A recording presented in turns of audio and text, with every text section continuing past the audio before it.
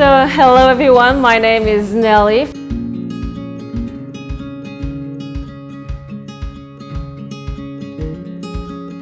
So with this, you learn how to be 100% responsible of your life, the entire life, and whatever's around you, what you see, what you think, what you taste.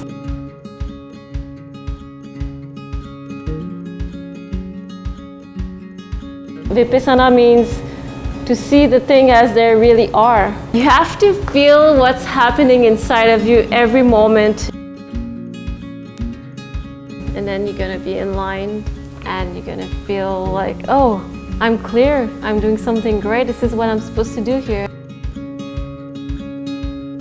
So every time a feeling will come up, I will say this prayer and it will change the entire flow.